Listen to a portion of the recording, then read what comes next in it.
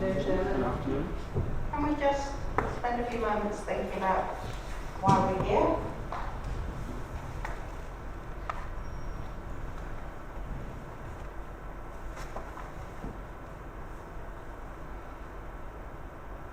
Thank you very much.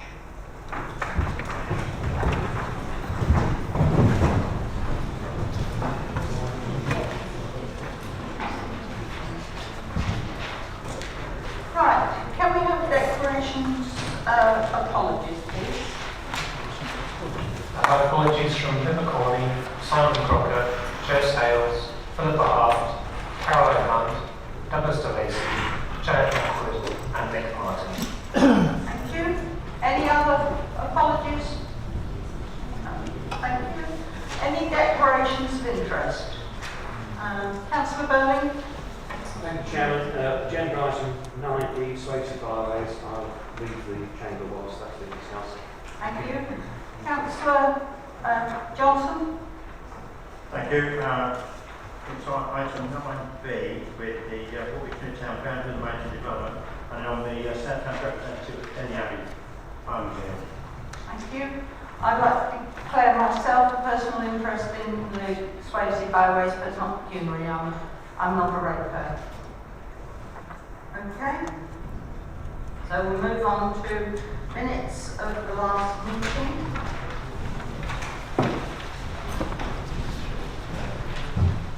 Starting on page 1. Any inaccuracies, please? 1, 2, 3, 4, 5, 6, 7, 8. May I sign these as a correct record? Thank you. Can I move on to announcements? Councillor Topham. Thank you, Chair.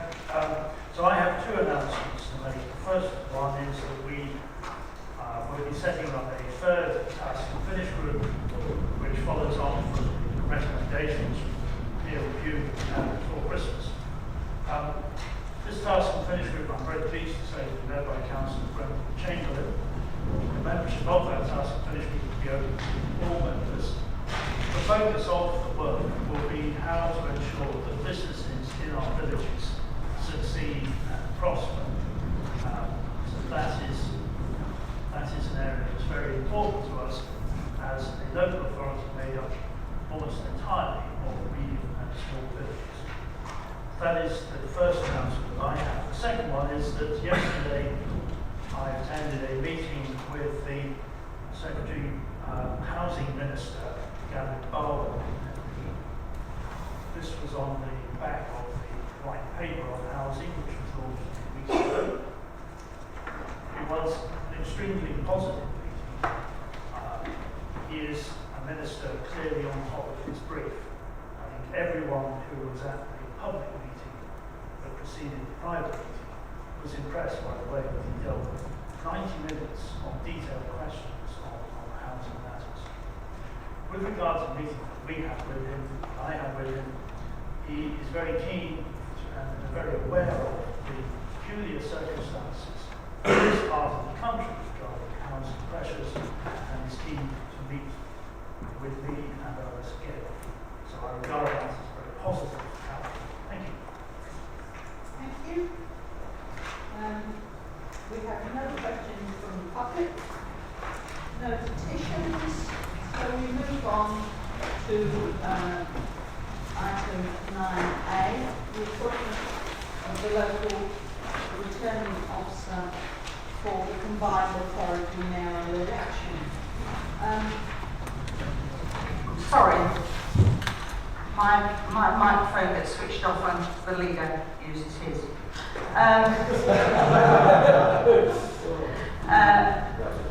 I'd like to ask you to appoint Alex Collier as the returning officer for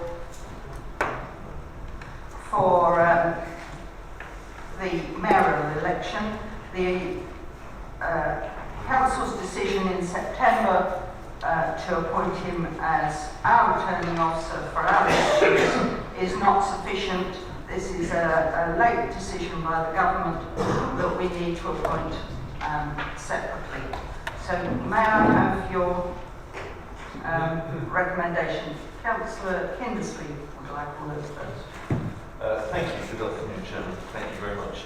I don't have any objection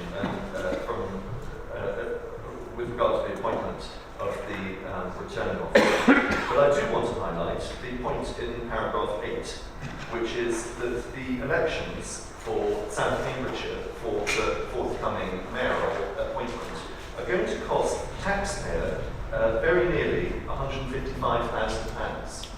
Now, I think that that is a shocking and flagrant waste of public money in a time of austerity when we are going to make such very devastating cutbacks, not only to people and services in general, but more specifically to residents of South Cambridgeshire.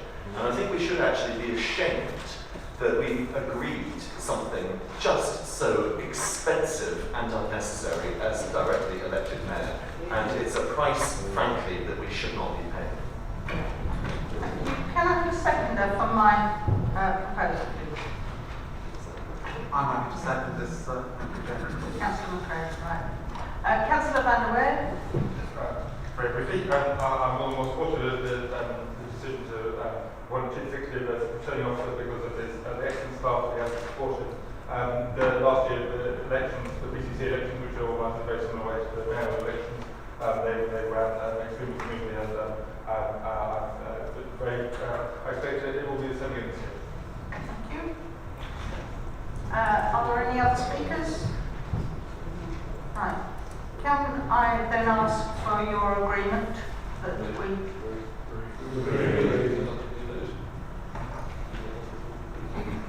So, are you indicating you would like a recorded vote? Councillor Hendersley. I would just like the opportunity to vote against it, not because of the officer. In that case, we will have a recorded vote, please. Patrick, can you set it up, please? Thank you. If you accept the recommendation to appoint the local returning officer for the combined authority, press the green button. If you disagree, press the red button, and if you don't wish to abstain, Councillor Manning, your machine is not working. Not working, no. I know which one I'm going to buy. Councillor Roberts. Sorry to come in late, Chairman, but I thought we would have actually had a hands-up show of interest and yes or no's. I have to say I've got the utmost confidence in the officer concerned who will do a spectacular job, but it's a rubbish job in the actual shape of what is being envisaged. It will never do any good for anybody, and we'll live to regret it. Thank you. Thank you. Councillor Chilton has the machine either purpose. And Councillor.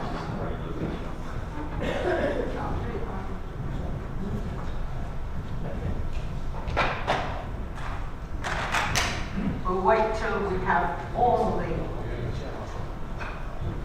technology working. Okay, and when Patrick gets back to his desk, we'll set it up again and re-vote. Please. Right, we are now going to vote. I've done the speech. Has everybody been able to and voted? Nobody objects? Okay, Patrick.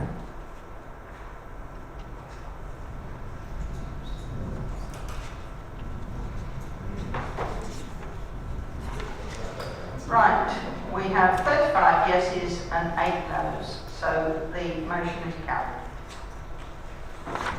Right, moving on then to 9B, South Cambridgeshire Local Plan. Councillor Turner. Thank you very much, Chairman. Just introducing this report, I suppose to support the recommendation in front of us. The report before you is also to recommend a proposed modification to the northern boundary of the major development site for the new town at Waterbeach, policy SS5. Historic England is the public body responsible for England's historic environment. The setting studies have been prepared, and Historic England has now advised the Council of its preferred boundary. Advice was given to me at my portfolio holder meeting on the 8th of November and to full Council here on the 17th of November. These studies have been done to make best use of this strategic site whilst providing an appropriate setting to Denny Abbey, which is a scheduled monument and Grade 1 listed building. In this situation, the submitted local plan boundary for the major development site would not be found sound without modification to reflect the views of Historic England. So why change now? Well, that is fully covered on page 12 of our agenda's paragraph 9. Setting studies were subsequently prepared by each of the two site promoters, RLW and Urban Civic. Historic England has considered both studies and has now confirmed a clear preference on the boundary, and that is on page 24 on our agendas, and there's a map on there for you. This alternative boundary would provide a greater protection to Denny Abbey, also provide a slightly larger development area than the boundary in the submitted local plan, and so would make best use of the proposed allocation. It is not proposed to increase the capacity of the site from the approximate numbers of 8,000 to 9,000 dwellings. As you know, the hearings for Water Beach are taking place on the 28th and maybe on the 30th of March next month. All these modifications will be put before the inspector for discussions. I propose we support this modification as set out in paragraph 3 of this report. Thank you. Do we have a seconder? Councillor Johnson? Yes, thank you, Chair. Yes, I'm pleased to second this motion. And the thing is, I've been concerned about the setting of Denny Abbey, and if they start building SC2 huts, and Historic England, obviously they have a better perspective. They know just what's going to look better and keep it, retain what it can look. So, yes, I'm pleased to second this. Thank you. Thank you. Councillor Tregoe? Thank you, Chairman. At the last council meeting, the vote was to approve whatever Historic England recommended. As a local member, I am satisfied that the movement of the boundary south, away from Soldiers Hill, will maintain the rural aspect of Denny Abbey. I do have a slight anxiety, however, regarding the boundary at the very northeast of the site, which is right up to the back gardens of Annual Fox Cottages. So I would just like to ask if we could agree that a buffer zone around these cottages would be added as part of the SPD, and if so, I'm happy to support the boundary. Thank you. Thank you. Councillor Turner? Thank you very much for that. Yes, I can confirm that I have spoken to Caroline, who's sitting behind me there, because these are technical issues, but we are looking at the whole site there, and we'll be looking at it in more detail when the SPD comes forward, so we will try and give you that full assurance. Thank you. So, can we move forward with this recommendation? Is it all those in favour, or do you want to vote? Thank you. Can we move on to 9C, corporate plan? Councillor Wright? Thank you, Chairman. Cabinet recommended to Council that the corporate plan setting out the Council's visions and objectives and actions 2017 to 2022 be approved. This has already been through scrutiny, it's been through Cabinet in amount of detail, and it reflects our future plan for the next 5 years. As we know, each year it will come to us with changes. It's a flexible document. Things go in and are taken out as the target is met, or we've done it. And I'll give you examples of what's gone out from it this year is sharing services around waste, additions like neighbourhood planning. We've also taken up the advice from peer review, the changes around devolution, with more of that to come in the future, I suspect. But it's laid out under our main title headings of living well, homes for our future, connected communities, and an innovative and dynamic organisation, which is what we aim to be. And I would recommend this to the Council. Do we have a second now? I second the motion. I reserve my right to speak.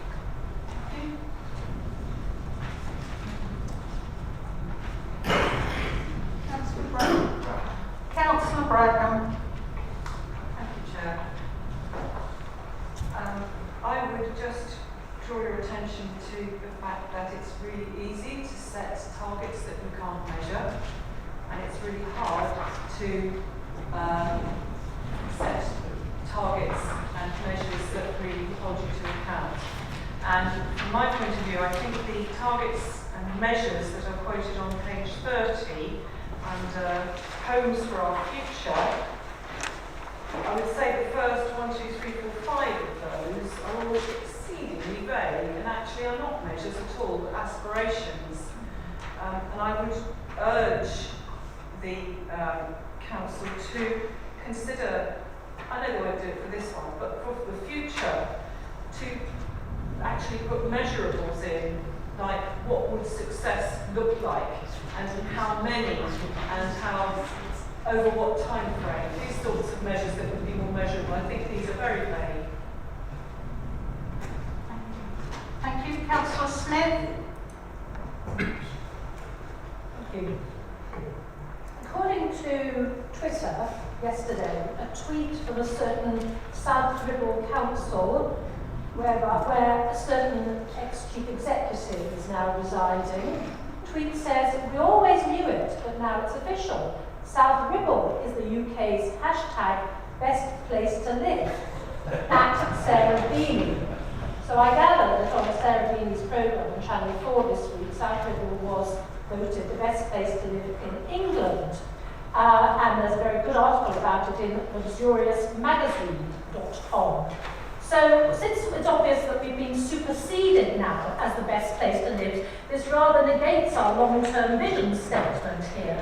So I'm interested to know what the leader's going to do to turn that into an honest statement of fact when it seems that it no longer is. On a more serious note, at a presentation at Shire Hall to, I think it was the A428 LLF, are the vision statements of this council, the city, and the county council projected onto a screen. Ours was undoubtedly the shortest, had the least substance to it, and the audience laughed when ours was put up, which was very concerning. I just wonder what thoughts the leader had about the fact that our vision statement seemed to be the cause of some mirth when those of the other two councils weren't. Councillor Kingsley. Thank you, Chairman. When this item was introduced, Councillor Wright mentioned a long list of places where it had been apparently exhaustively commented upon, scrutinised, and I can only apologise that I was unable to attend any of those exhaustive examinations. So what I'm going to say now may of course have been covered, and for which, as I say, I apologise. What is in this lovely, and I noticed by the way it's no longer blue, which is alarming, obviously. Oh, I see. Only the top table gets it. I see. Councillor Harford has had the latest version, which is in colour, it's in black and white, like everybody else is actually now thinking about it. So what is not in this plan is something that really rang alarm bells for me, because I don't know if the executive has noticed, but South Cambridgeshire is currently disappearing under a flood of opportunistic, speculative planning applications, which are the result of our failure, in fact, your failure, to deliver a coherent local plan. And as a member of the planning committee, it incredibly upsets me once a month at the planning committee meetings, and I know I shared this with councillors from all parties and none, to be faced with officers offering up applications for 100, 200, 300 houses in parishes that had every expectation that this council would protect them, and it has failed to do so. And it is continuing to fail to do so. We discussed the new town at Waterbeach already this afternoon, and we find that not only are we planning a new town at Waterbeach, but the landowners around Waterbeach are planning to have all of the green space under concrete before we have laid a single brick to provide housing at the new town. So we're talking about, in our long-term vision, an exceptionally beautiful place. Well, it will be, I imagine, bits of it still exceptionally beautiful. But I regret to say that there are many villages that are exceptionally beautiful today that tomorrow and next year may be rather less so. Councillor Cathcart. Thank you. Yes, I was going to make a similar point to Councillor Kindersley. It's widely understood that this council is a major problem with development and with the local plan, and yet there's nothing in this vision or anywhere else to reflect that. And I think there should be some reflection of it. For instance, we say under Homes for Our Future, it says influence development to increase the pace of housing. It looks almost as if we would welcome massive housing developments everywhere. We also go on to say somewhere a bit lower down, continue to progress the local plan, as if this is a very leisurely process that may happen in the next year, the year after, 5 years' time. We don't really know, but at least it's somewhere on the agenda. We may look it up and decide what to do about it. This issue is far more urgent, far more important, and far more crucial than that. And I think there should be some reflection of this urgency and this seriousness in the local plan. We could say influence development, and then again say as long as it is in accordance with our local plan. It's not an emerging local plan, it has actually emerged, it is there, sitting on the table. We just need the inspector's approval. And then we say continue to progress. I think we should say something like, it is widely recognised that the local plan is a major and serious issue in South Cambridgeshire, and we continue to progress this, but as a matter of considerable urgency and importance to have it adopted as soon as we possibly can. We need to tighten up this wording to reflect the urgency and the seriousness of this issue. Thank you. Councillor Hawkins. Thank you very much, Chair. I must admit I was also very struck by the sentence that said residents will have the superb quality of life, an exceptionally beautiful, rural, green environment. But may I just say that the A4 space corridor, by the time you have finished with it, if whatever is given permission by the inspector, will not be green, will not be exceptionally beautiful, will be more like a concrete jungle. And I know there's everyone's taken exception to my saying that before on Twitter, if I might remind you. But I'm looking at some of these objectives of yours, and for someone like me who likes to see numbers, I don't see any numbers really. When you go, how we will measure this, it's all very qualitative. I think it will be useful for everyone, realistically. If there was something that said it's going to be 5%, 10%, what is it? Plan and development delivery agreement performance, percentage of appeals allowed, what percentage? Right, we need to see some numbers. How are you going to measure it against? How are you going to measure it? Even if it's an appendix somewhere, I would like to see some numbers. Because we have to have a target to measure against, and this isn't anything. One question, if somebody could explain to me, please, is the statement that says you will improve existing private rented housing standards to ensure everyone can be safe and healthy at home. You're kind of implying that private rented properties are not safe. That's not the case. That's not the case. You then want to say what success will look like. addressed in substandard housing. I think those maybe glass houses should be constructed. But then it doesn't say how you measure it. There's nothing about that in there. So this is really not only has no numbers, it's incomplete. Thank you. Councillor Van der Weert? Thank you very much. During the first intervention from Councillor Bradman, discussing how we will measure this section, Councillor Wright reacted, seeming to say, well, it's already in there. I'm very interested to hear how will we measure this? I think that the main issue that was being raised, the indicators that would be used to measure it, it's not specified what success would be in terms of those indicators. And so I'd be very interested to know how that's going to be and how that will be fed back into the next stage of the assessment of the corporate plan. I would also say that I'm struck by what's absent from this plan as much as what's in there. Two things I'd like to raise in the connected communities section. Cycling and buses are not mentioned at all, even though these are one of the major, some of the major means of connecting our local communities that actually need the most attention. And secondly, throughout the plan, climate change and the need to have more sustainable development is also largely absent, both of which are great issues. Councillor Roberts?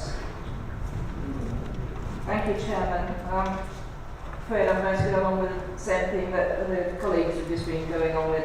I'm afraid I think that it actually doesn't connect with reality, and it's actually out of date, because the reality is that we can no longer do most of the things that are in here, because we have got this huge speculative applications going on.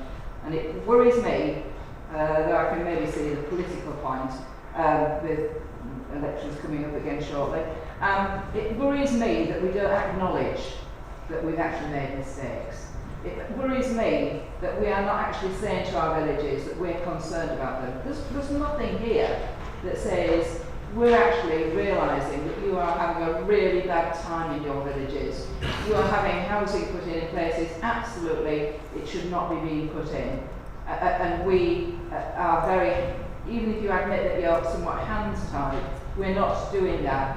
And I know not only my own two villages, but I know other villages who absolutely lost confidence in this council and its abilities to actually make that show that they have a good future for their villages. All they see is applications being allowed, which aren't actually progressing. They're being given, but then the landowners are sitting on them. Mr. Sahid Jahid, or whatever he's called in London, doesn't even seem to understand that point either. We were all hoping for great things when his new ideas came forward. What was it, a fortnight ago? But basically, there's sweep the old there, isn't there? To give our people any confidence. So, you know, this is not the reality. This is a la-la wishland that we seem to think we're living in, but we're not. And I would like to see the planning committee being able to think that the officers are being much less willing to talk to speculative people and actually be more interested in fighting for the villages that we're all supposed to represent. We do not represent developers. We represent villages and residents, and there's far too little fighting being done by this organisation as a whole. And we will end up with something that is ghastly in a few years' time. Be absolutely sure of that. Councillor Murphy?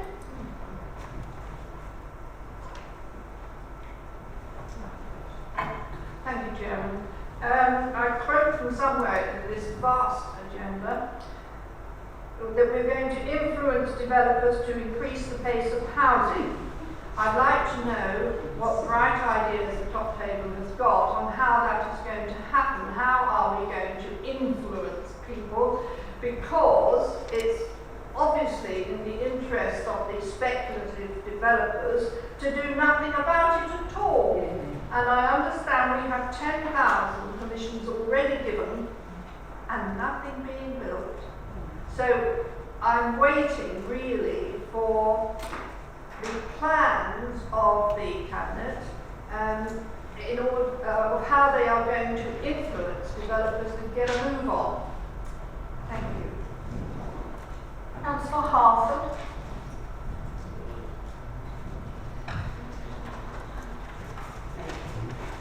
Thank you, Chairman. I don't know how many times we have to say that we all feel the same way as all those things I've just heard about what's happening to our villages. I've been supporting 2 villages that are being inundated with speculative developments. I talk of Cotton and I talk of Swavesey. Unfortunately, we are not in control of this process. Nobody here can do very much about it at all, I'm afraid. We submitted our local plan in February 2014.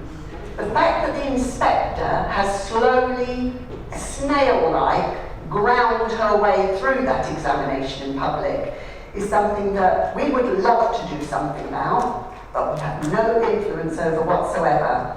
And so, when we talk about what's happening to our villages, I'm afraid what we can only do in reality is to choose the battles that we can win. Because we cannot win all the battles. And that's a really sad fact, and I'm sorry about that. But to pick up on the point of how we're going to influence developers, we have quite a different type of housing minister at the moment. Some of us have already had experience of meeting with him, some of us have meetings planned with him, and he has produced this white paper. And he acknowledges all things that are holding up development at the moment.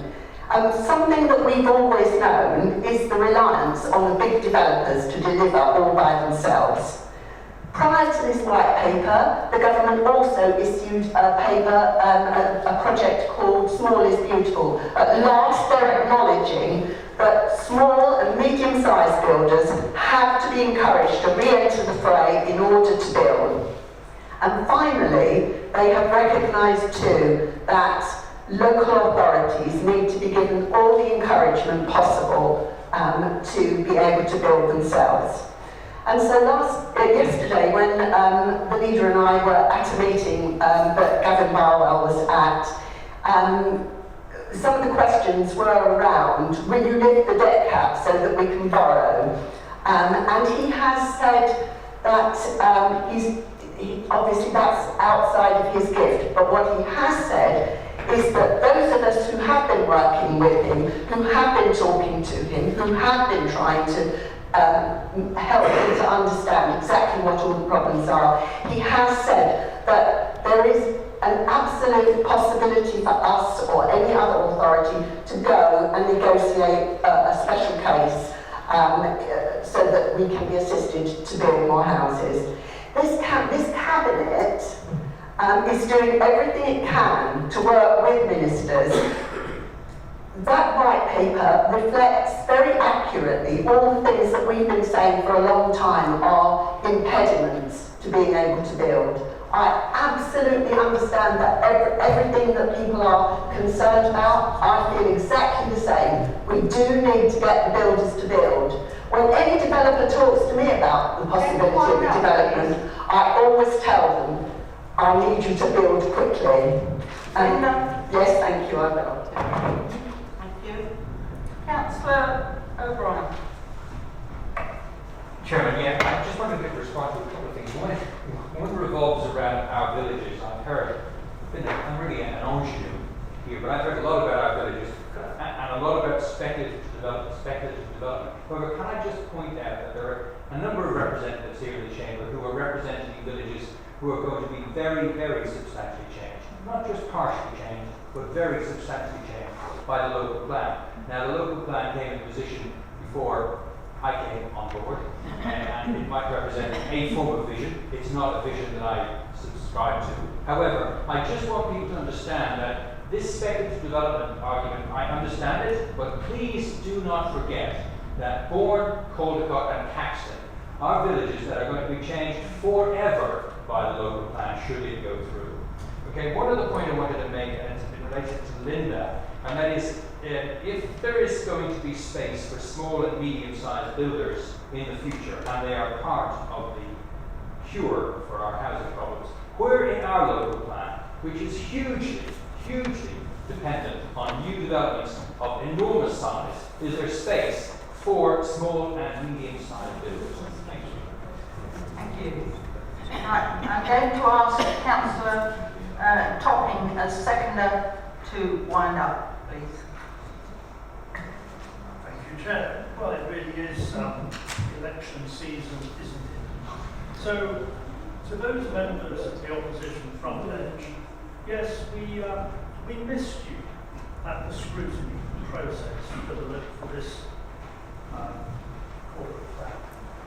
It seems to me that you are doing a disservice to members of your own group who spent many hours, along with councillors from other political groups, going through this corporate plan, making suggestions, and again at Cabinet making suggestions which were taken on board and amended. So suddenly, after all that process of saying, okay, let's look at this, and we strengthen this, suddenly, at full council we get all this grandstanding. And make no bones about it, grandstanding it is. No, it's not. Councillor Smith needs to spend less time on Twitter and more time listening to the rest. Point of order that myself and two other members of my group were at Cabinet, where we did make some points, and some of those were taken up.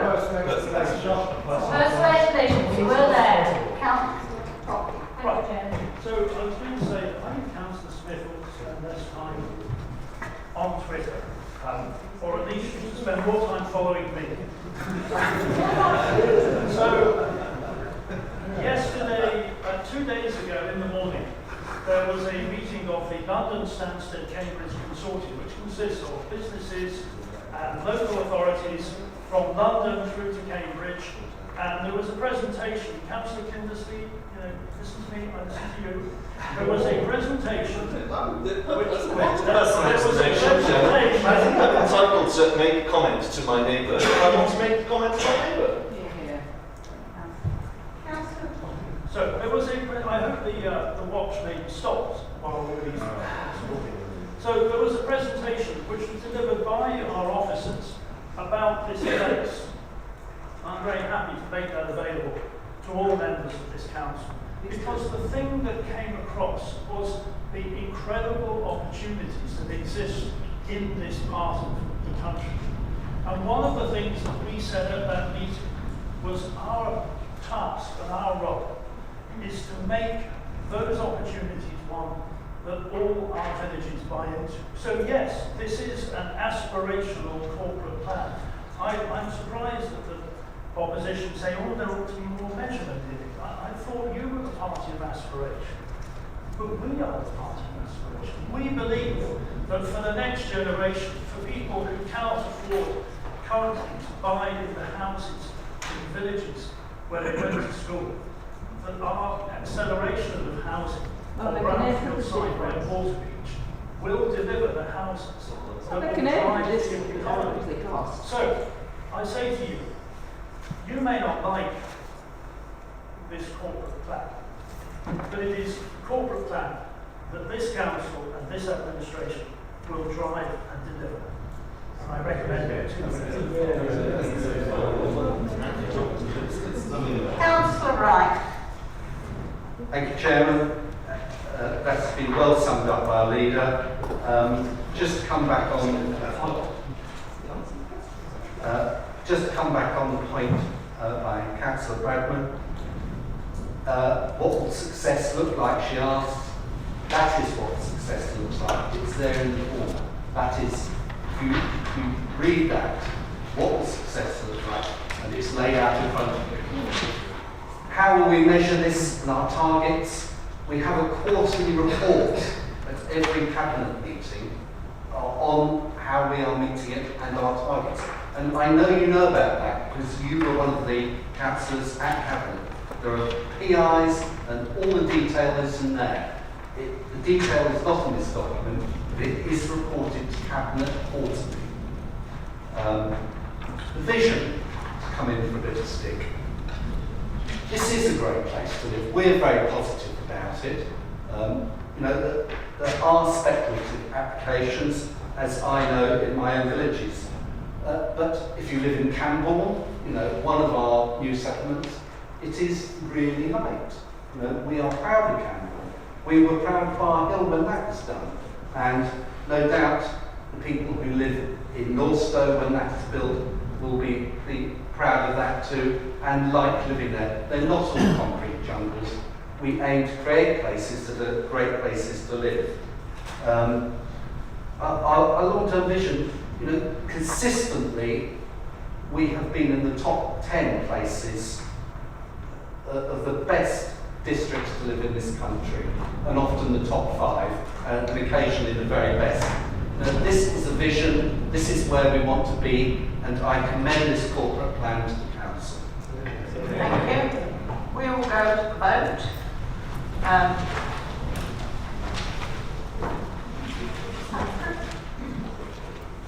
If you wish to agree with the corporate plan, press the green button, and if you wish to disagree, press the red button, and if you wish to abstain, press the yellow button. Has everybody voted?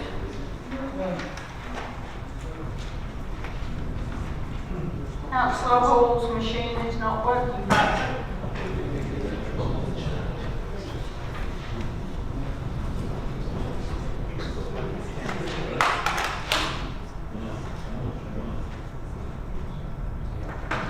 Do we need to redo it up front? It works, it's working. Okay?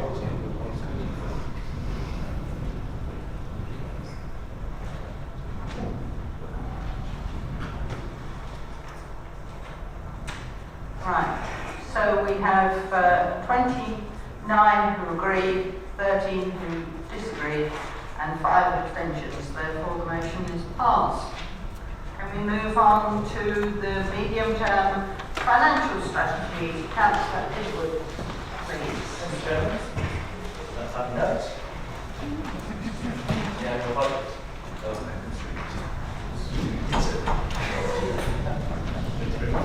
I did think that this budget this year should be more straightforward than last year. The reason being that the government, as you know, have accepted our efficiency plan that we submitted last year and have secured for 4 years certain elements of our funding.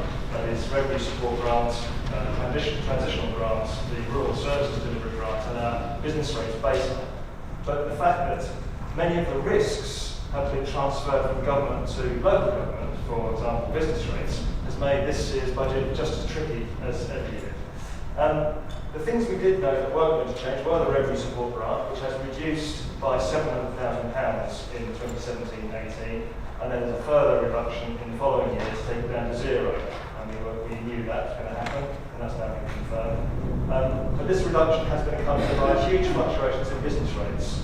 The business rates income is variable, and it has been hit by 2 large premises coming off our ratings list, and also by a number of successful appeals to the business rates that we need to set money aside for every year. It's a perverse system, you know, that they've introduced because it sees us receiving less business rates yield in 2021 than we're receiving in 2017, which just seems to be madness, but that's the way it is, I'm afraid. We just have to deal with it. Because of these reductions in funding, we're proposing to meet this in 2 ways. We're going to be proposing to raise council tax, unfortunately, but we're going to be raising council tax by £5 for a family at home. And in hand with that, we're going to be looking at increasing our income and delivering savings from other sources. A £5 increase in council tax raises around about £300,000, whereas, as I said, the revenue support grant is reducing by around £700,000. So we do have to continue to look for more savings and increase our income as much as possible. Our overall savings target is 613,000 in 2017-18, and that rises to 1.98 million in future years. Those of you who were at the cabinet meeting and scrutiny will know that we've pulled out of the core medium-term financial strategy those areas of high risk where there could be a risk in achieving those savings or those targets. Not that we're not going to achieve them, but just to recognise that there is a risk there and we need to be aware of them and there needs to be no let-up in looking for savings in other areas of our budget. The table on page 67 of our reports today, Chairman, shows us where we're going to meet these savings, these 1.98 million.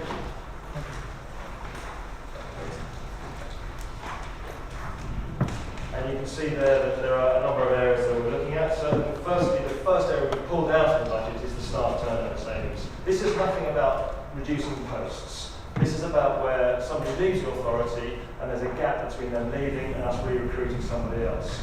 In addition, when somebody leaves the authority, they're generally on the top of their pay scale. When we recruit somebody, they start at the bottom of their pay scale. So there's a natural saving there, and historically that's been around 450,000. We've taken that out and identified it separately, just so that we know that it's a windfall saving. There's no one portfolio that's responsible for that saving, and so it's recognised that it's a windfall, as it were. But we thought we'd highlight it there. But it is something that we are banking on for the future.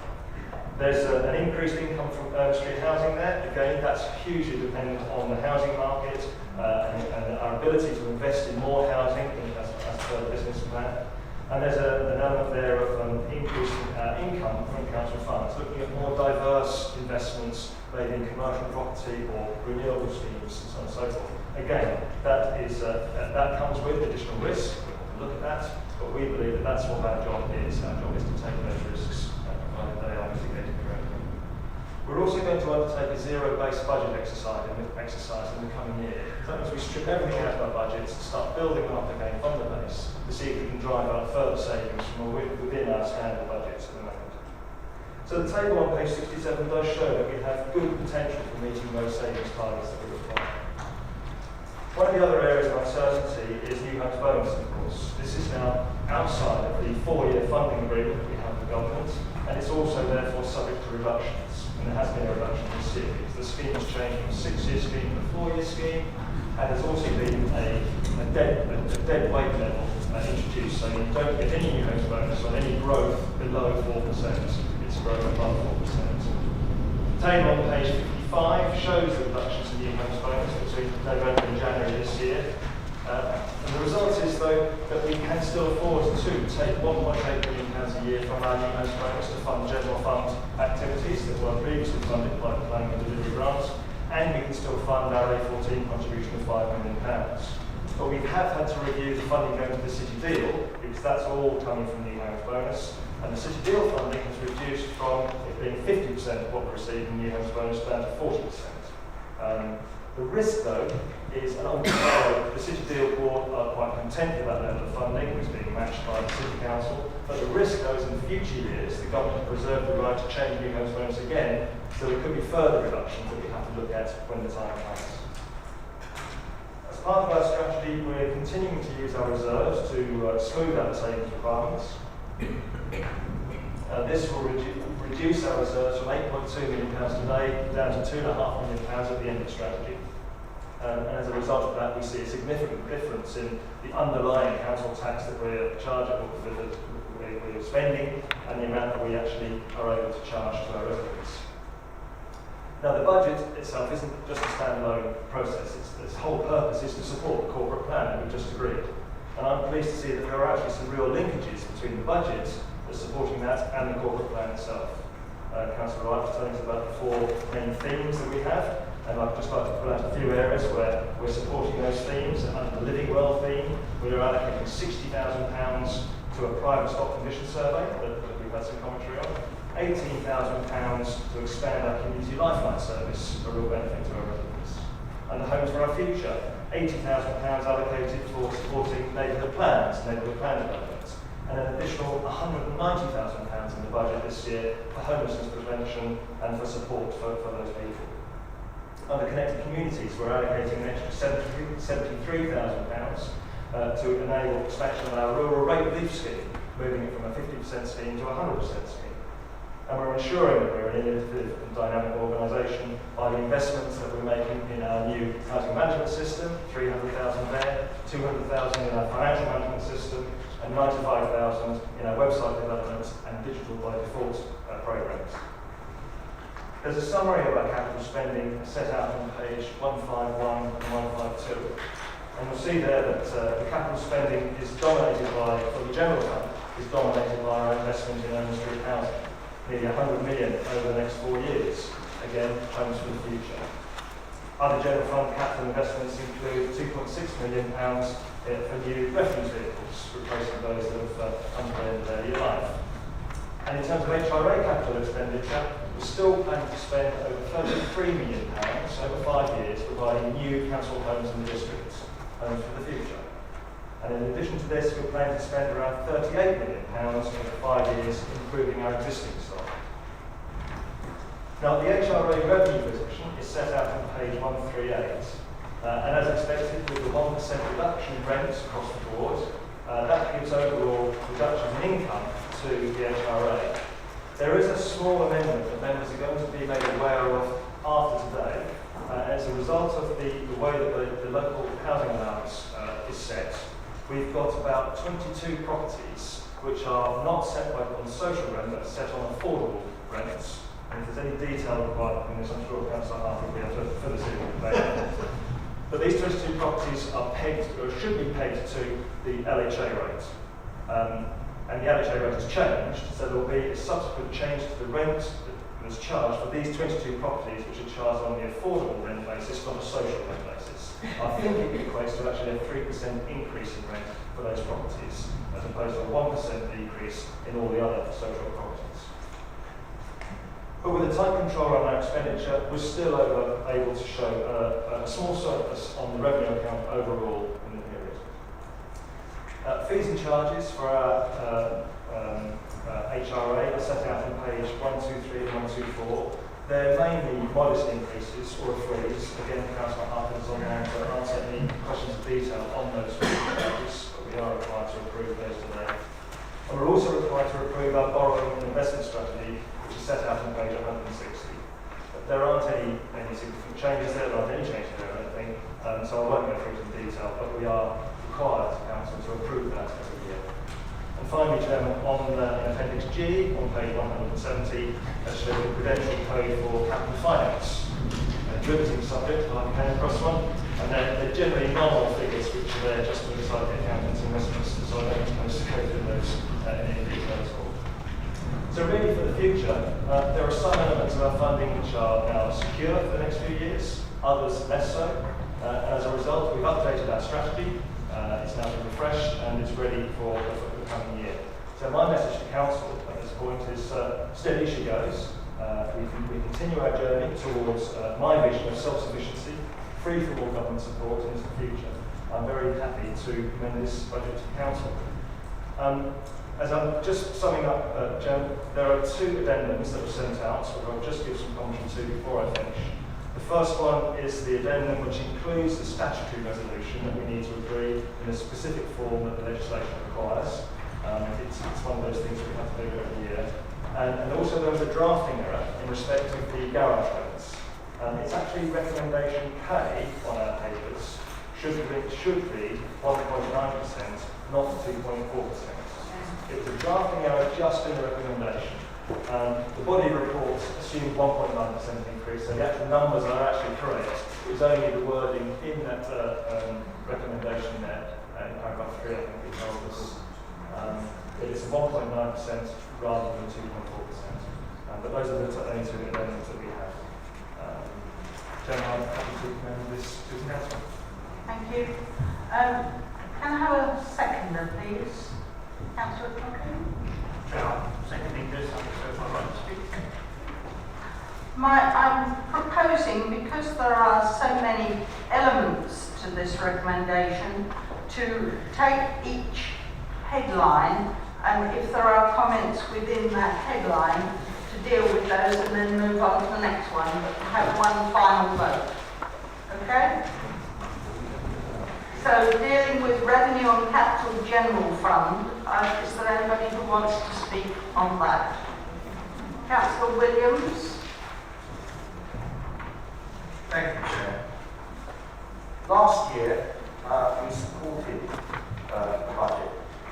It seemed to us that it contained all the things that we would have done, and there is very little movement to alter. And there's no point in objecting something to something just for the sake of it. It certainly would have been very close to one that we would have gone with ourselves. However, interesting comment by Councillor Edwards, steady as she goes. Wasn't that something Captain Smith said on the Titanic? Because looking forward, the projections now are not so good, and we have yet to find in this document compelling actions to deal with what will be facing us once we lose the government grants in 2019. If you look at the table on page 70, I think this should give us cause to concern. If you look at the difference between 2019 and 2021, 2 years, we see that our expenditure goes up by about 2.4 million. And most of that is found from here, this table, by appropriations from the general fund. That's things, income that we're going to receive. In fact, we're going to receive an additional, by 2021, additional 2.1 million in appropriations from the general fund.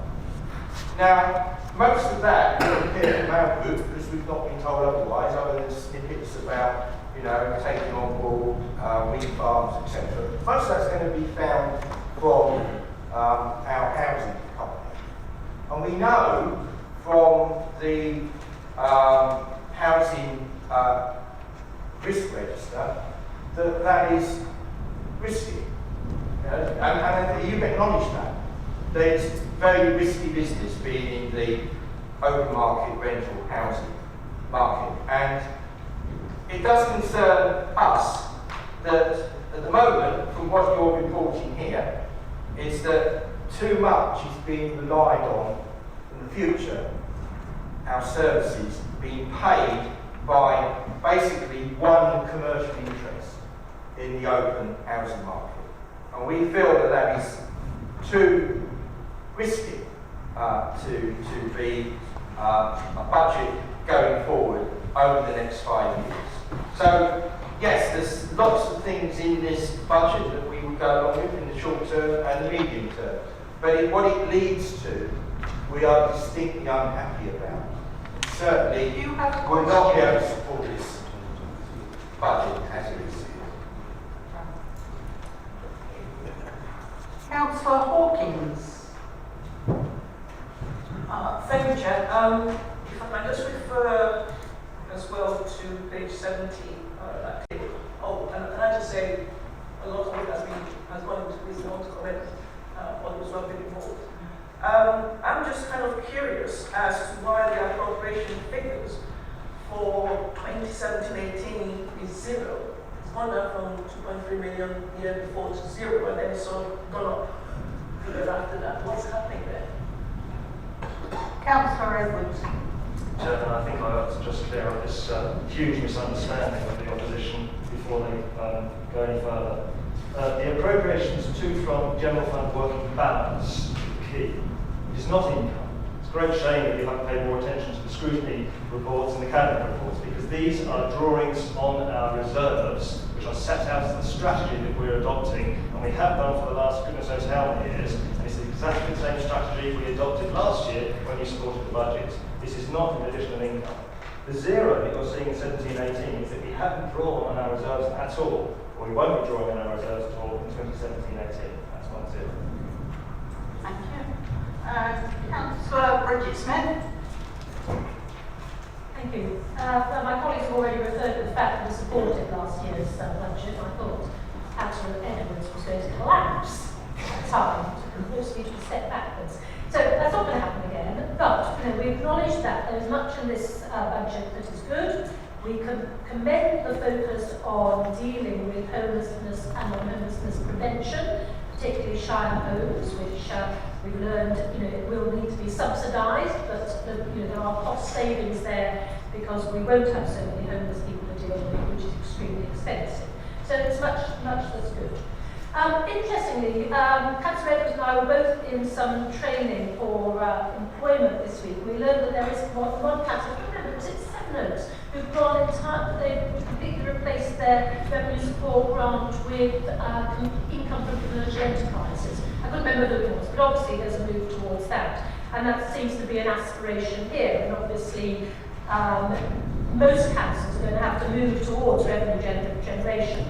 So we learned in Cabinet that one of the sort of future enterprises you're looking at is moving into renewable energy. And I emailed Councillor Edwards for some clarification over the sums that we invested. He kindly came back with an explanation there. And the explanation was that we have earned 600,000 from the business rates from renewable installations recently, and that we've retained these for future investment in some renewable enterprise generation scheme ourselves. Quite a small amount of money, but also there's a further sum of money, something just over £1 million, which has come from the 100% business rates retention. I gather there's quite a bit that's unknown about that and how much we'll actually have to pay on, if anything.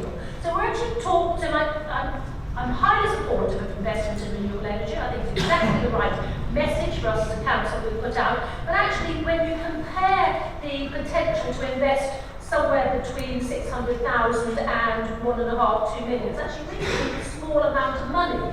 Particularly when you compare it with the amount of money we have invested in our other commercial enterprise, which is the one that we're relying quite heavily on at the moment.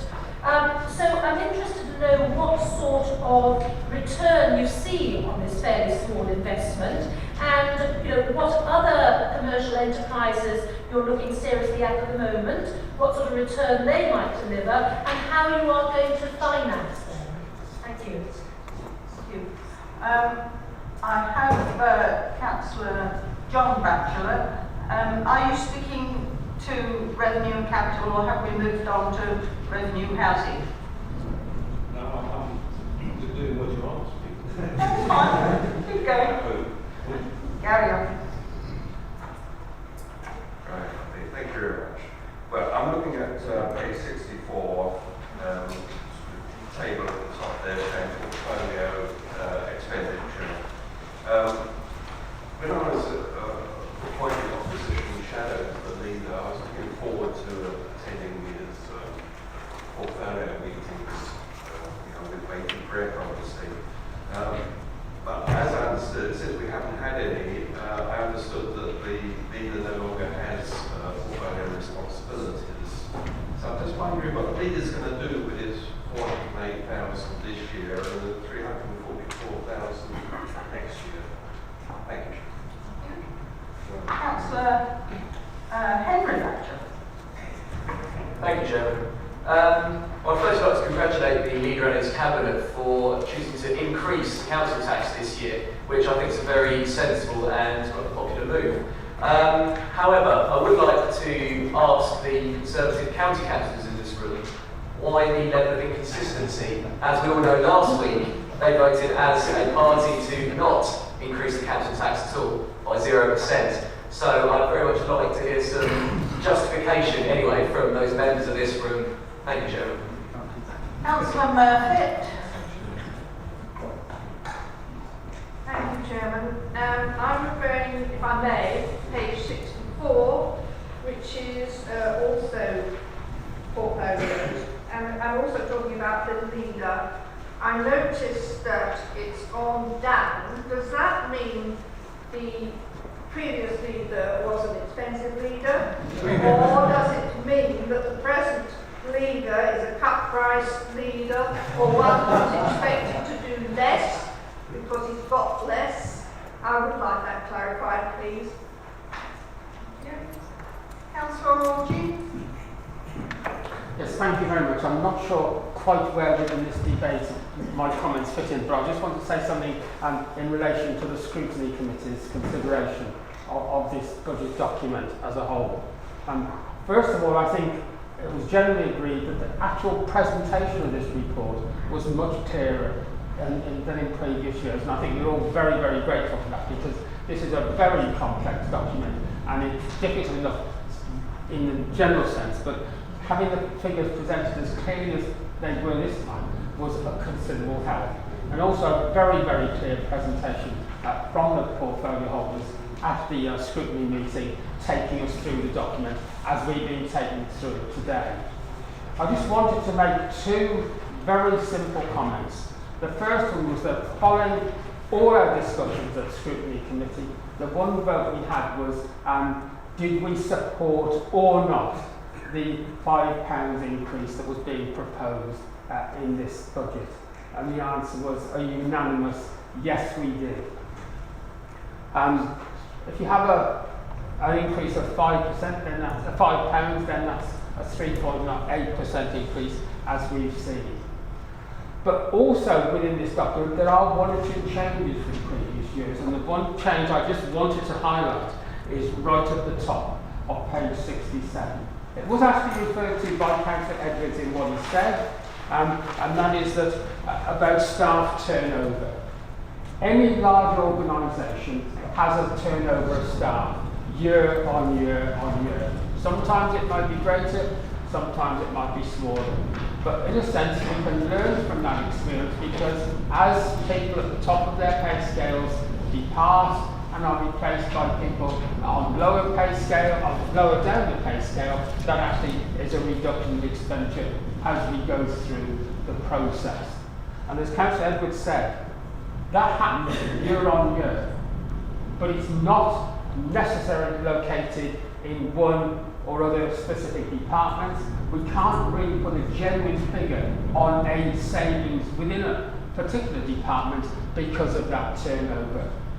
What we can expect is some level of turnover that we have worked out from previous turnover in previous years, so that we can have a turnover figure per organisation, but not necessarily within individual departments.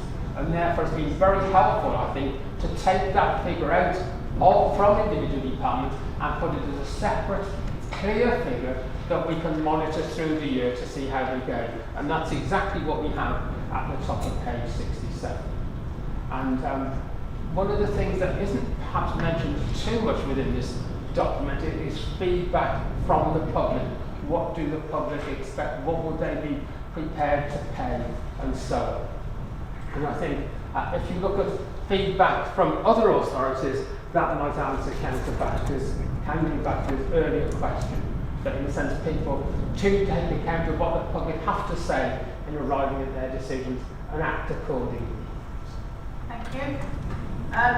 Right, Councillor Bragner. Thank you, Chair. I just wanted to draw our attention to the items on page 76, the precautionary items. I'm very glad to see that these things are being, councils being taken of the need to put money aside just in case. And I'll read from it, these are items of expenditure over which there's some doubt as to whether they would occur, but if they did, the council would be required to meet them. So I'm very glad that the council is making provision in this way. I just wanted to ask you about the amount of £50,000 for agency staff and £115,000 for planning policy for 2 principal planning officers. And I just wondered, since these would seem to be pretty essential requisites to enable us to deliver what we need to in terms of planning, what is the likelihood that you think this money will be used, or indeed is there a risk that we won't be able to recruit? So I just wondered what the feeling was about expectation of that being actually delivered, or the eventuality that we might not be able to recruit these roles.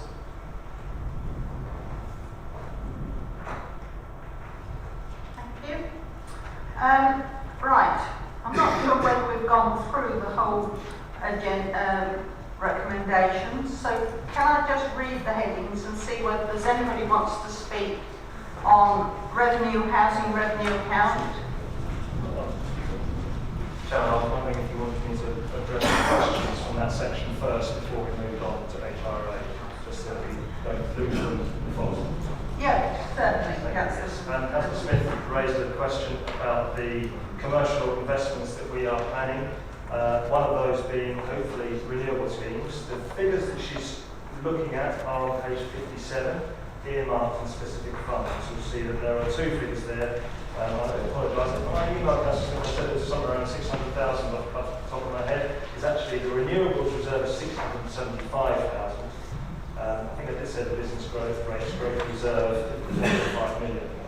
So the renewable reserve is there, 675,000 has been allocated for those schemes, and the business rates growth reserve is potentially there. It would be nice if we can keep it all, but as I said, we're waiting for guidance on how we deal with this windfall that we have from a pilot scheme for the 100% of the trade pension, and we may have to give some of it to other researching authorities. But if we were to assume that we would keep it all, there's a couple of £1 million there that we could invest.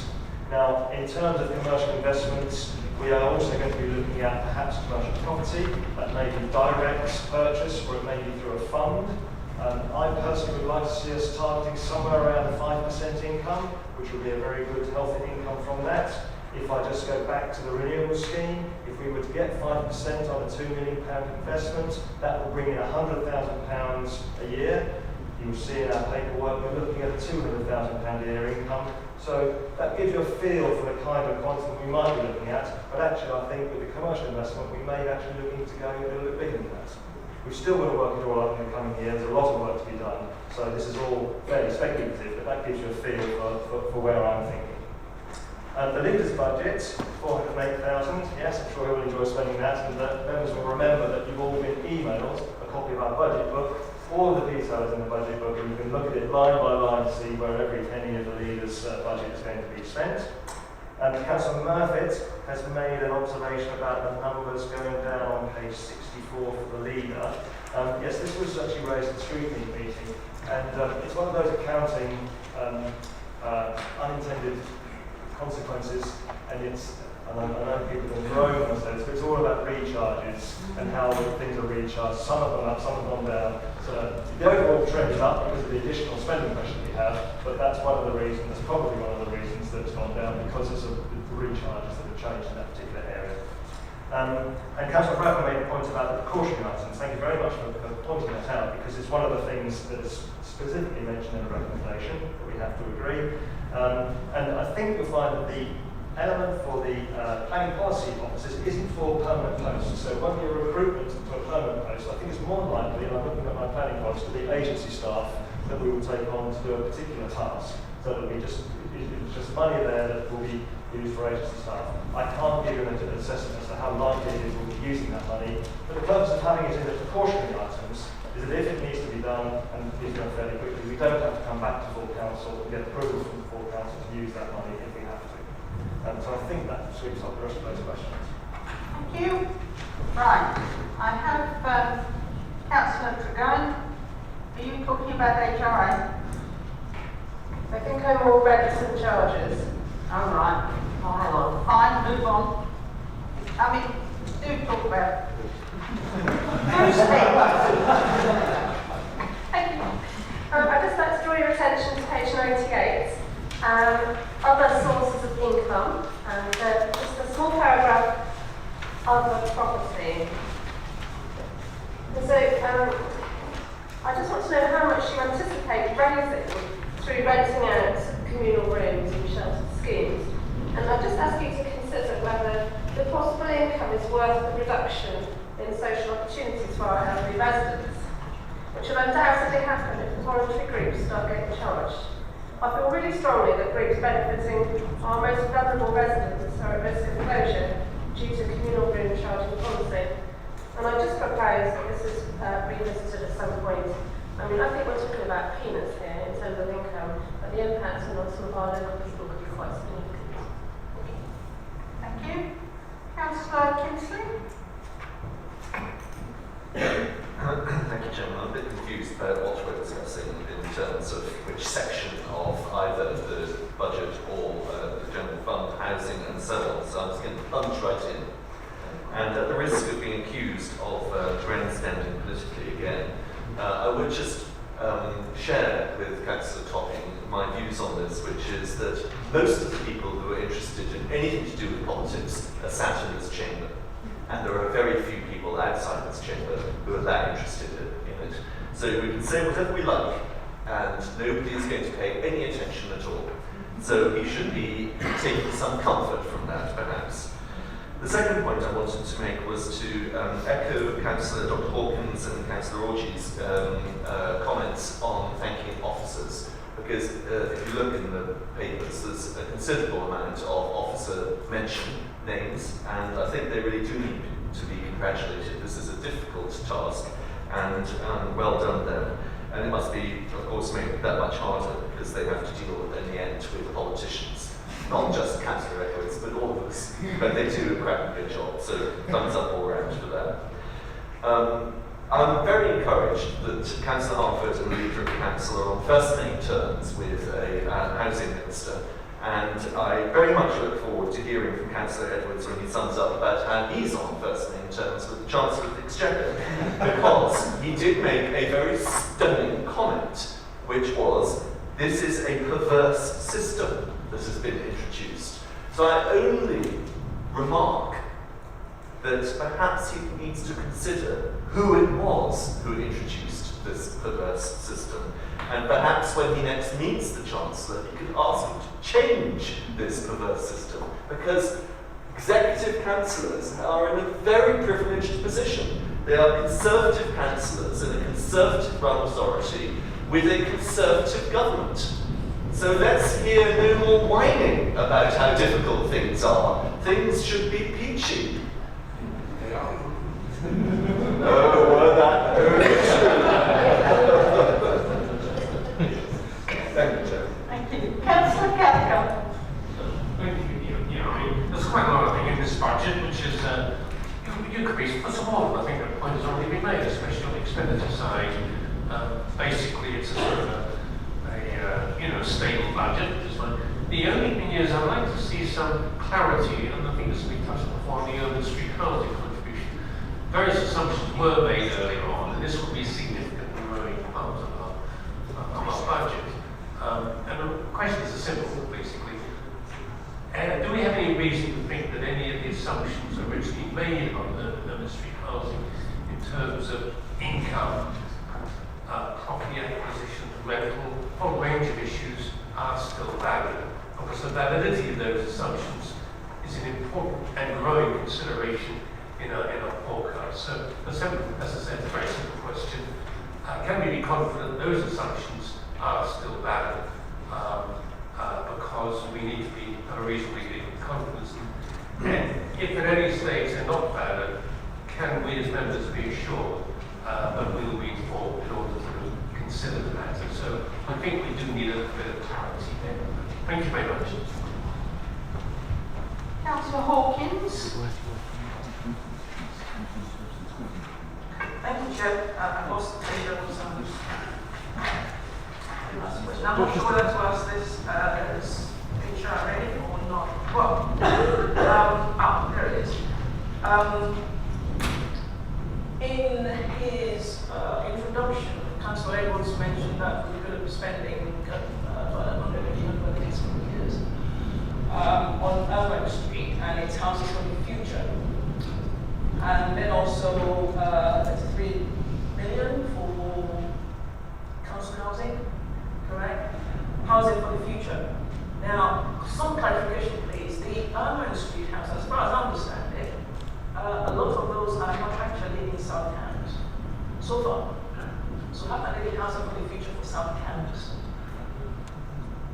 And secondly, on page 103, paragraph 3, talking about savings and increased income partially offset by some areas of unavoidable revenue pressure. And most of those seem to be on staffing costs as student overheads and recharges. Now, I don't know if this is right or not. Is that to do with Urban Street staffing that they're taking from the staffing in the council?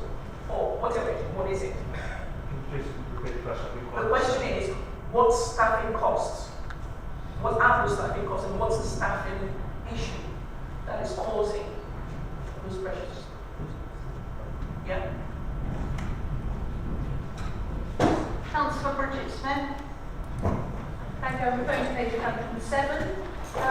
we've heard quite a lot today about the pressures that we're putting on government to facilitate us building houses.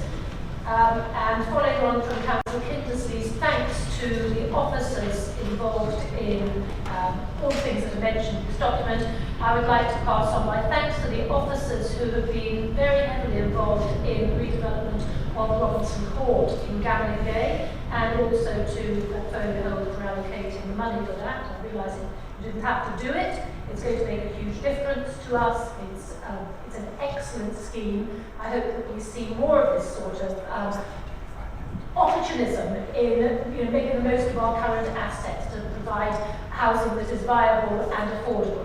So though we've only got 49 affordable properties coming forward, and it is a drop in the ocean of the need, at least it is a drop, and I'm sure there are councils who aren't even achieving that. So thank you very much for the support from Gamlingay, for Robinson Court, and for officers' efforts to deliver that. Thank you. Right, Councillor Edwards, would you like to respond to the housing revenue? Well, I think Councillor Harford's going to take the housing right. question and I'll do the rest. Okay.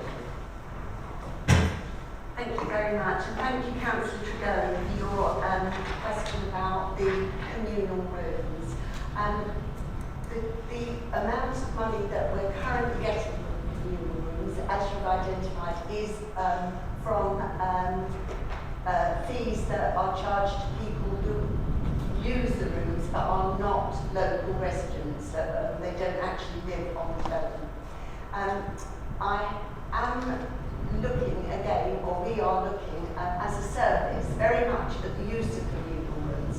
I absolutely echo your feelings about them being used for the benefit of local residents, and it is something that is underway. We are looking at that. What I want you to be assured of is that we will not be extorting money from any of our residents who are providing really good opportunities for socialising, etc., within their local communities. So I hope that reassures you. It is underway, and it is something that has my full attention. While I'm on my feet, I would also like to say thank you to the officers who prepared all this for us, because certainly as a new portfolio holder, without the support of the accountants, I just couldn't have got my head around the complex issues that are within it. So I do want to say thank you to them. And the point about being on, I'm not on first name terms with Miss Barwell, but I take your point, and for me it is incredibly important that I use absolutely every ounce of influence that I might have as a member of the Conservative group here to influence Conservative policy that affects this council. I just want to thank Councillor Smith for her comments about Robinson Court, and certainly I think you know that's dear to my heart too. There are opportunities to do other things like that. We will be doing. Councillor Edwards? Thank you, Chairman. Yes, I'll take them in reverse order. The first one was the staffing pressures that set out on page 64. Yes, I'm glad you drew attention to that, because you'll see that there is a sum of £300,000 there. £300,000 there for planning and communities.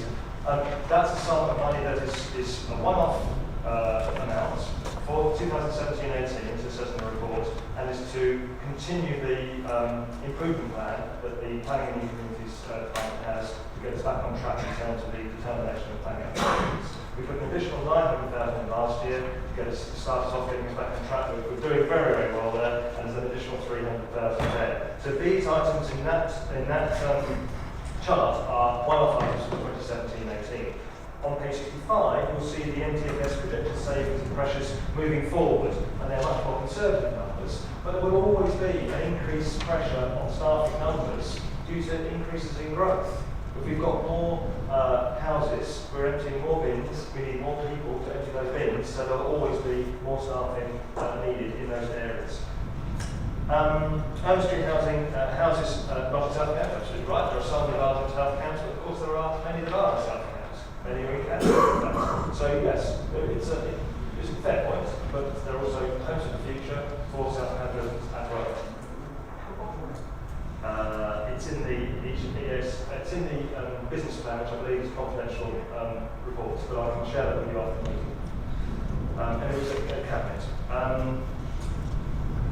But the contributions, no street housing, absolutely right. You should highlight that there is a risk involved in no street housing income. That's exactly why we've taken out the larger numbers that we had in our November cabinet meeting, and we've left in the actual the main MTFS, the guaranteed income, effectively, which is again flat, 600,000 over the 5 year period. If it stays flat over the 5 year period, we are in trouble. And we've taken out to recognise that there is an increased risk with that income. I personally think that it's going to vary slightly. I still think the assumptions are valid. I test the assumptions with my officers regularly to make sure they're valid. And I'll certainly report back to Council if there is an increased risk in achieving those numbers. There is bound to be economic cycles between now and in 10 years' time. There's bound to be a change in the housing market. I wish I could predict those, and if I could, I wouldn't be standing here talking now. But they are valid assumptions, and as I say, we will monitor those very carefully. It is a perverse system, the business rates system. It was introduced in 2013 during the time of a coalition government. That's what happened to the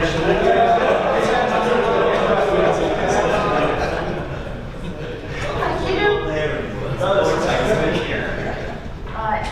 Can we move on then to housing capital? Treasury management and general. Councillor Van der Weyen. I'm interested that none of the councillors have taken up Councillor Henry Bachelor's suggestion of explaining why he said he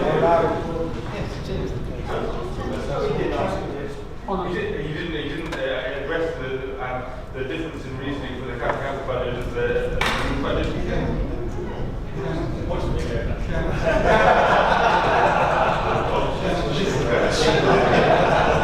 Councillor, much better than the other two. It's not a cheap thing. It's a very serious question. The county council cuts much more severe than the district council, and it will be having a huge impact on our residents, in particular our most vulnerable residents. Thank you. Right. Okay. In that case, we're going to go to the vote. Oh no, we're not. We're going to ask Councillor Topping to second and sum up. Beg your pardon. Thank you, Chair. So I'm sorry that Councillor Batchelor hasn't had the opportunity to grill me. I must confess that I've spent most of the budget allocated to me in a series of sliding doors and trapdoors. And whenever I see him coming, gone. So this council, in terms of this budget, has done the things that you would expect it to do. It has anticipated reductions in central government grant. It has been commercially enterprising and continues to be commercially enterprising. It continues to bear down on costs and to be risk aware, but also to do the things that our residents want us to do. And to give an example of being commercially enterprising, yes, I think the council that Councillor Smith referred to, Seven Oaks, I think they've gone out and bought a supermarket or something like that. Well, of course we buy a supermarket, I'm sure we'll be very good at running it, but it isn't entirely relevant to the concerns and the interests of our residents. Our residents' principal concern is housing, and so that is why we have taken a significant interest in the housing market. Not just affordable housing, because the housing challenge is not just constrained to affordable housing. So, someone asked just now about the difference between the county and the district. And I could say that we're a beaten council, it's a job of the law. But for me, this is about trust. I was talking to an elderly resident among the villages that I represent. She had a hard life. She spent a lot of time in the farming sector doing some pretty low-grade, actual physical farming work. But she was looked after now by her children and by us, and she lived in the council house, and it was spotless, and it was well maintained. Excuse me. Yes. Tobin, could you hold it a bit closer to you? Right. Okay. Right. How far back do you want me to go? Trapdoors? Okay. The point I was making was around trust. And just as that elderly lady has the trust in us to look after her and her council house, so we have, sitting at this table, the trust in our officers and the trust in Councillor Edwards. Because we are One Nation Conservatives, and this is a One Nation Conservative budget. And that is why we have a covenant with our residents, and it will endure. And on that basis, I recommend we support this budget. Thank you.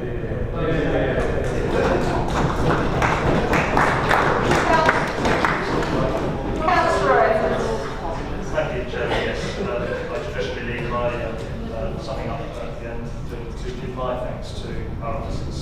And I think this year in particular, it has been even harder for our officers because we've had a number of changes in the team upstairs. In the past, we've had a lot of experience has been there for a long time in a number of posts, and that's made it very, very much easier for officers. But this time it's been very much harder because we've had some changes in roles. We've had some new people coming in, and Caroline Bree was with us today, who's still relatively new to the authority, but is having to juggle our demands with Cambs City's demands, being shared posts. Our Chief Executive interim is doing two jobs at the moment, which isn't easy at the best of times. And as Councillor Kindersley pointed out, they have the insufferable portfolio holder who's forever asking them stupid questions, demanding answers, expecting things at a moment's notice. And I can only stand here and answer your questions and present the budget to you because of all the work the officers have done on me to make sure that I understand it and I understand what's going on. So my own thanks to our officers are very much to the fore. Thank you very much indeed. I just leave now to recommend the budget. Now we will go to the vote. Can I make the point that on your supplementary addendum, you have the formal council tax resolution, which has to be incorporated within this vote, and it's a replacement to the paragraph F under Revenue and Capital General Fund. So you should have all had that. It's the same every year, it's just got different numbers on it. So can we go to the vote and yes. And could you tell us what the wording is, please? Because some of us haven't received it. It's there, Councillor Burton. It's on your paper. You can see that.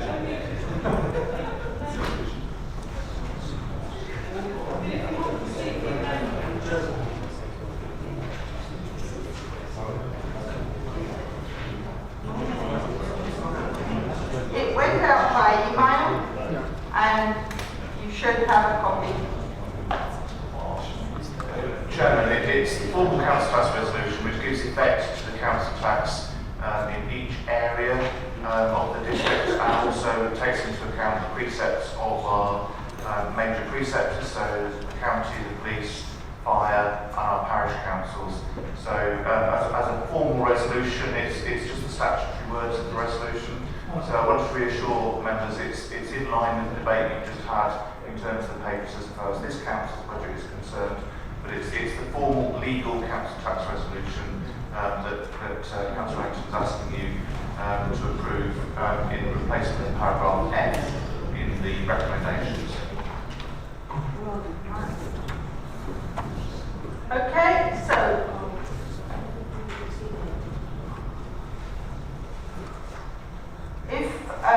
you agree the recommendations as outlined here under 9D, including the formal council resolution setting the council tax.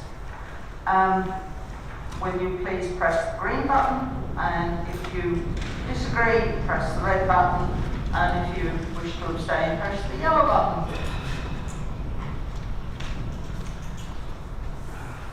Okay, has everybody voted? We're in. Right. So we have 34 in agreement, 1 against, and 11 abstentions. Thank you very much. Right, we move on to item 9E, which is Swayze Byways rate, and Councillor Turner is going to present this. Councillor Berlin is leaving the room. Well, it's always nice to see Councillor Berlin leave the room when it comes to Swayze Byways. But yes, the recommendation is in front of the chair, in front of us, and we're not proposing to put any increase at all from last year's level. Can we have a second then, please? Councillor Wright has seconded it. Thank you.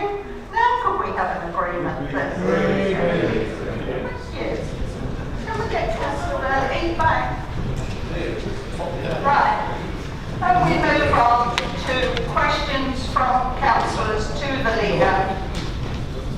And we start with the one on the paper, which is held over from the last council when we ran out of time. We will have half an hour for this, which should bring us nicely round to tea time. Okay, starting then with Councillor Hart, who is not here. So it will be as the, anybody else presenting it for her? No? So, Councillor Van der Weer will support it, right? Thank you. Councillor Topping, would you like to answer? So, and I was going to welcome Councillor Bradley to the very small club of people who read the risk register, which up to now has consisted of Councillor Wallaceburg and myself. So, you've asked, are we on track? What preparations are underway? It is on track. I wouldn't be any more optimistic than that, excuse me. In terms of the preparations to deliver a failure-free devolution, which is a nice phrase as opposed to a successful devolution. So the things that are being done are to build a strong leadership team, the rigorous application of programme management principles, including an assurance perspective, and that is other speak for a robust scrutiny function, which we voted on, set up last council meeting with Councillor Batchelor, Councillor Riley. A commitment to bear down on public service reform costs, i.e. to drive through public service reform. A continuing dialogue, both upwards or downwards to Whitehall, whichever way you want to look at it, and with residents and other players. And a particular emphasis on delivery at pace, and that would be specifically for this council a focus on accelerating the building of affordable housing. So those are the things, those are the preparations to deliver what I would regard as a successful devolution.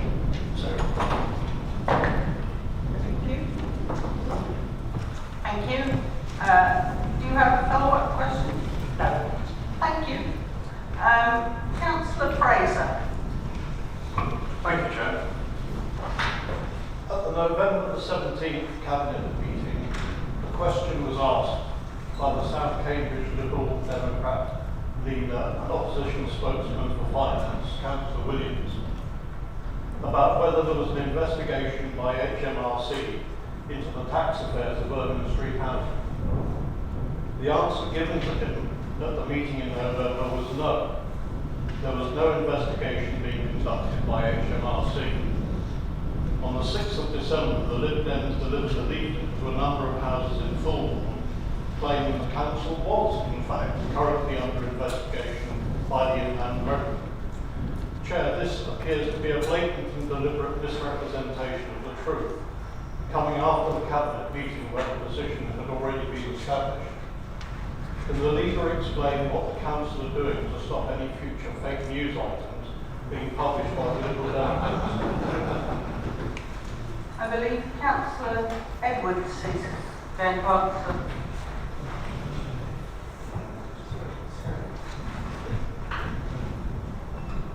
Chairman, this episode has been hugely damaging in so many different ways.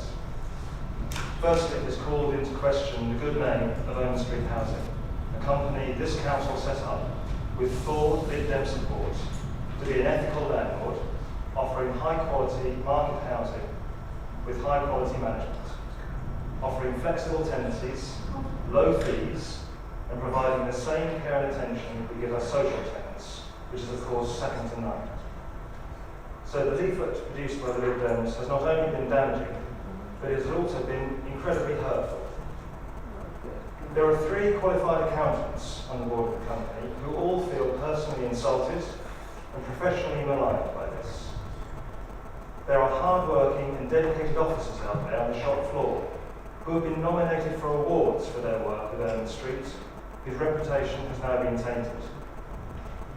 There are dozens of families who are living in what they thought was a home provided by an honourable and caring company, and who are now fearful they might lose that home because the business itself is being called into question. And there are hundreds of other families out there who have been looking to Owen Street to provide them a home for the future, who may now look elsewhere. I cannot think of a more damaging act that the Lib Dems have done. And I've been racking my brains for weeks now, trying to understand why they did it.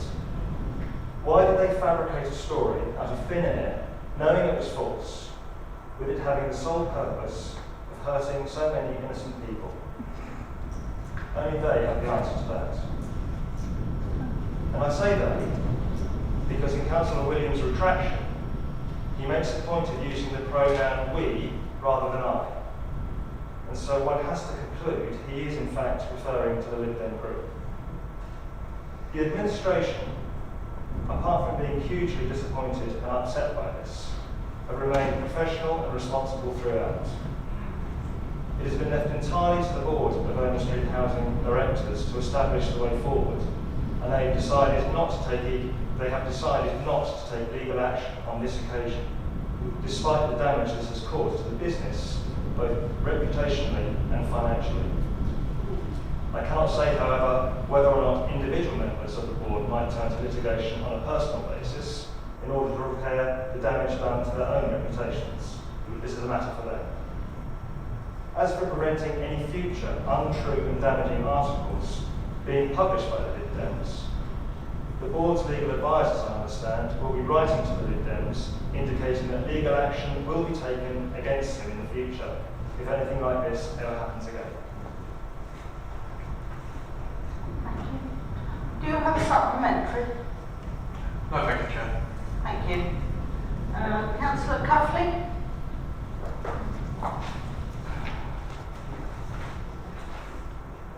Thank you, Chair. Could the leader advise on recent press coverage on the South Cambs taxi licensing? Councillor Markham? Yes, thank you. Some of you may have noticed that there was some extremely bad press, shall we say, which was directed towards South Cambs taxi drivers, and more specifically towards South Cambs Council and how we allocate taxi licences. This wasn't helped at all by the MP for Cambridgeshire, and he didn't help matters in the slightest. And I must admit, I have spoken to my colleagues in the city to express our disappointment in his lack of cooperation on this matter. The long and short of it is that I believe, and I've said this, and some of you might have seen this I've said this on the news as well as on the radio, that I think our procedures that we have are excellent. I think, yes, we could tighten up one or two things, but we are excellent overall. the main criticism for us, and it's not a criticism that I think we should take, but it's a main criticism, is that we were able to answer a Freedom of Information Act on which taxi drivers had criminal convictions. And we answered it because we knew which of our taxi drivers have criminal convictions. Those criminal convictions have gone before a panel, they have been looked at, and the councillors on that panel have decided in their judgment that that person is still able to hold a licence, and I will support those people. Other councils didn't seem to have that information. Now, I think that is terrible, that they can't have that information, don't hold that information, but we do. And that's why we were criticised, because we had the information and we passed it over. Now, maybe we should not have. Maybe we should have withheld that freedom of information. I don't believe we did. We should have. We should be open and honest and transparent. So, one of the things that was happening is two particular taxi drivers in Cambridge City, both Hackney, one remained anonymous, said that it was easier to get a licence in South Cambridgeshire. I completely dispute this. I disputed it last night when I was challenged by a Labour councillor from the city. We are an excellent authority. We have robust methods, and I hope you and everybody will put our fullest trust in those councillors who sit on these panels and do one hell of a difficult job when they've got to sit there and look at somebody's livelihood, but also our safety. Thank you. Do you have a supplementary, Councillor? No. Councillor Van der Weert, do you have a question? Thank you. Thank you, President Ashworth. I'd like to ask how many residents in South Cambridgeshire are non-UK EU citizens, and what proportion represent the residents that represents? Given the crucial role that EU citizens play in the economy and society of our district, what group representations has the Council made to government and to our MPs concerning their status after we leave the EU? If none, would the leader consider ensuring government and our MPs are fully aware of the terrible impacts that the current uncertainty is having on our residents' personal lives and on economic decision making? Councillor Topping. Yes, thank you, Chair. I'm just trying to make sure I read it all. I don't know how many residents of South Cambridge are non-UK EU citizens. I know, for example, that at Addenbrooke something like between 10 and 14% of the workforce is in that category. It will obviously vary from sector to sector, but I'm sure we can find out. I think in terms of the impact on the economy around here, I think our MPs and the government are aware of the economy of this part of the UK and its international reputation, and I think they're fully aware, and we have talked to them about it. On a personal note, I would say that we are as aware and as concerned as anyone else to make sure that our residents' personal lives are as well-founded as possible. So I attended at least two of the discussions post the referendum, one of them which was in this chamber, and I've spoken to many of the residents of my villages that are affected by this. Thank you.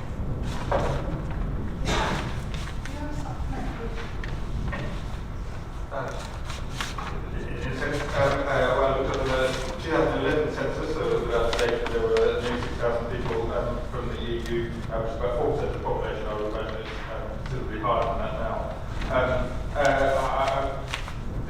I'm very comforted by the leader's words on his views on the matter. I wonder whether he would agree that our residents would themselves be comforted by a clear expression of that view. Councillor Topping. Yeah, I'm not sure that we would, but I mean, I think there are an awful lot of residents, both EU nationals and British nationals living in EU countries, who are currently fairly uncertain of what will happen, and obviously we all hope that this matter is resolved as quickly as possible. Thank you. Councillor Murphy. Thank you, Chairman. I don't know if you will allow me to add a few comments to what Councillor Howard has said on licensing. May I? Yes. Yes, okay. Well, as the longest standing member of the licensing committee, I can assure you that we always have at the forefront of our minds the safety of anyone getting into a taxi. In the last few years, well, let me first explain. If a taxi driver comes to us because he can refuse the license, we sit and decide whether he's a safe person to have. And if we say no, that driver can then go to the magistrates. And in the last few years, only one of those cases had the magistrates given a license to. So that means most 99% of our decisions are right. So that's one comfort for you. The idea of having somebody from Cambridge telling us how we should be running our licensing committee is really an insult, because when the 2002 Act came in, we worked our socks off to do every single pub and every single bank and all the rest of it.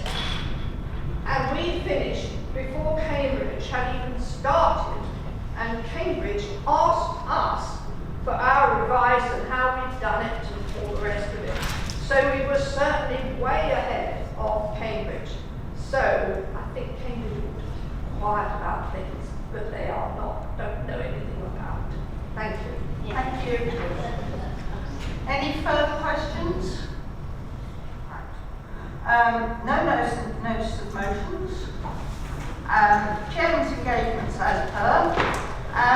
The next scheduled meeting is the 22nd of May, and this should have been my last meeting, probably. But